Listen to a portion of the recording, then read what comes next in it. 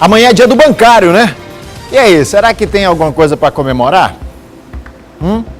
A categoria aí vem de seguidas rodadas de negociações por uma série de exigências, entre elas a campanha salarial.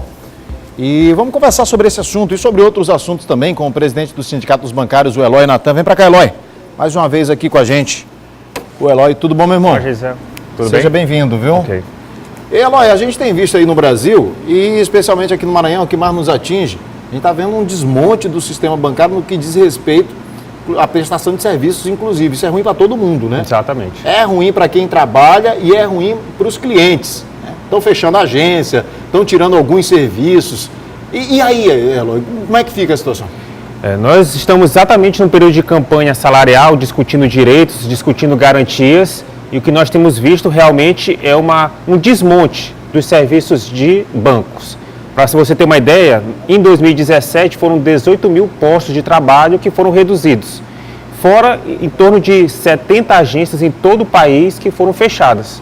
A nosso ver, isso é prejudicial para o bancário, mas especialmente para o cliente e o usuário do banco, especialmente aquele que mora no interior do estado, onde tem pouquíssimas opções de atendimento. É justamente por isso que eu puxei o assunto por esse lado, porque assim, quando a gente vê os bancários em campanha salarial, e às vezes até em greve, há pelo menos uma parcela das pessoas que tende a refutar acha antipático, inclusive, né? Porque está prestando serviço naquela hora e os bancários estão em greve e tal, não sei o que lá. Mas, às vezes, é preciso entender também que um movimento como esse é justamente para que não se tenha uma precarização desse atendimento, porque, e eu falo isso do ponto de vista de quem, inclusive, sofre com um monte de coisa, porque a gente começa, tecnologia é bom, é legal, você ter ali na palma da mão e tal, mas, por exemplo, eu tenho um banco que qualquer coisa que eu preciso fazer, não qualquer coisa, mas algumas operações, antes de eu fazer no aplicativo, eu tenho que ir numa agência para liberar aquela operação no aplicativo. Tá, mas estão fechando a agência, cara. Estão tirando o caixa eletrônico, você precisa de um caixa eletrônico específico de uma agência, não tem, é só caixa 24 horas. E tem coisa que você só resolve diretamente no caixa específico da agência. É por isso que eu puxei o assunto por esse lado, porque assim, a partir do momento que precariza para o trabalhador, também é ruim para quem depende do serviço. Exatamente. E não é falta de dinheiro, porque os bancos, eles lucraram só no ano passado 80 bilhões. Esse ano, em 2018, com o resultado de alguns bancos, não todos, esse resultado já chegou a 41 bilhões, o que deve demonstrar que os bancos vão superar essa marca dos 80 bilhões. No momento em que está desemprego, no momento em que a economia não cresce. E eles conseguem esse lucro bilionário exatamente através disso. Corte de despesas que pioram o atendimento. O caso dos caixas eletrônicos também, que vem sendo reduzidos drasticamente. E a questão das agências. Então é preciso ter alguma medida. Os governos poderiam atuar nisso, mas infelizmente eles atuam no sentido contrário, perdoando dívida dos bancos, aceitando que esse atendimento seja deslocado para as casas lotéricas, por exemplo, que é um local que é extremamente difícil de atendimento. Muitas pessoas têm que ficar no sol ou na chuva esperando o atendimento, quando esse atendimento poderia ser feito numa agência bancária com maior tranquilidade e mais segurança. Na verdade, assim, não é ruim que tenha atendimento deslocado, né, descentralizado de agência. Agora, não pode ser o contrário. Não pode o atendimento ser só nesses locais, enquanto isso os bancos vão se desmontando. E um ponto interessante que você falou, aumentando aí justamente em função desse corte de gastos, de despesas com agência, com mão de obra, com caixa eletrônico, os caras lucram bilhões. E outra coisa, ainda reclamam segurança pública, no caso, para a sua própria segurança. Nós temos agências que são explodidas, que são assaltadas, e às vezes os banqueiros querem colocar a culpa na segurança pública. Deviam investir, por exemplo, na segurança das suas agências, que às vezes são explodidas no interior, passam por assalto, e elas ficam quanto tempo fechadas em função disso? Não é verdade? Nós temos casos de cidades que passaram mais de 120 dias sem agência bancária, tendo que as pessoas se deslocarem para cidades mais próximas, e isso gerando o quê? Mais custos, né, mais despesas e mais insegurança. E a economia local da cidade que sofre com esse tipo de assalto ou arrombamento também tem um grande problema, né? O dinheiro deixa de circular na cidade e isso gera prejuízos não só para o cliente usuário, mas para o comerciante, para a própria prefeitura. Então é uma medida que os bancos poderiam tomar. Tem uma série, eles são ponta de lança na tecnologia bancária, nos aplicativos, mas quando fala em garantir o seu próprio negócio, né, garantir a segurança do seu próprio negócio, eles se omitem ou não se tornam responsáveis. A gente tem até casos no interior de falta de dinheiro mesmo. E bancos que se dizem 24 horas, a agência abre 8 horas da manhã ou 6 da manhã, quando é 10 horas da noite está fechada, às vezes quem está passando precisa do serviço, não tem.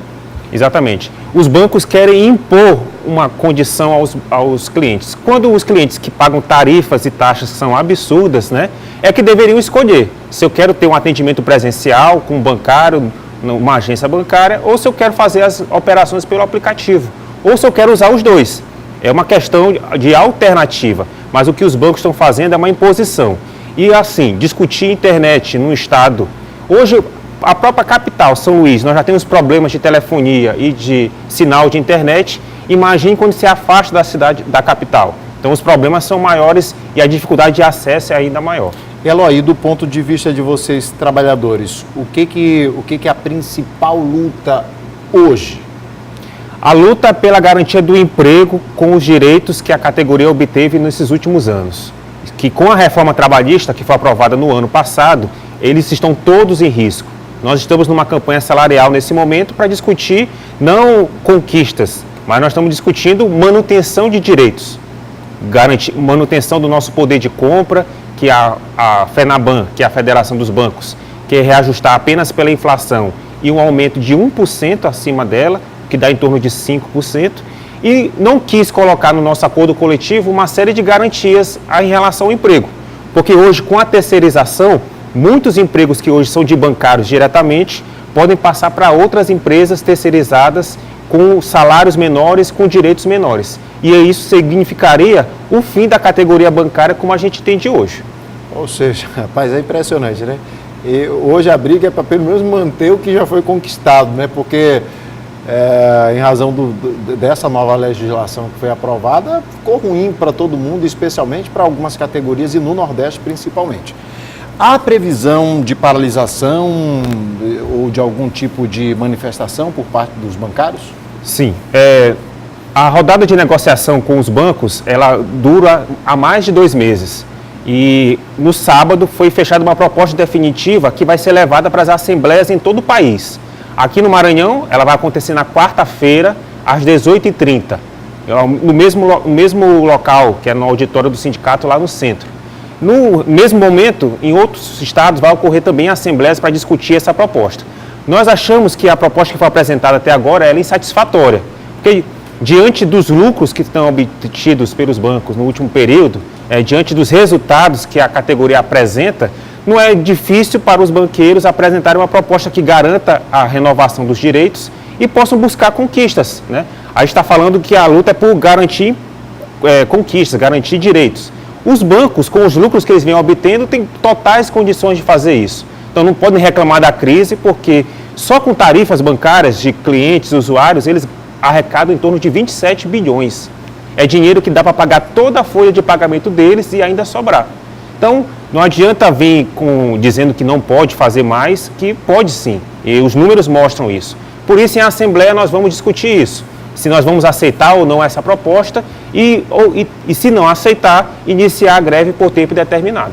Quer acrescentar mais alguma informação, Eloy, para a gente encerrar? Queria parabenizar os bancários que vão amanhã, no dia 28, comemorar o Dia do Bancário. É um dia nacional, onde a gente relembra as lutas e conquistas dessa categoria, que é uma categoria importante para a economia brasileira e que, através de uma lei estadual, amanhã é feriado no Maranhão. Então, todas as agências bancárias do Estado e postos bancários também não irão funcionar, retornando ao atendimento somente na quarta-feira. Eloy, obrigado, parabéns pela luta aí. E o programa está à disposição, tá bom? Obrigado.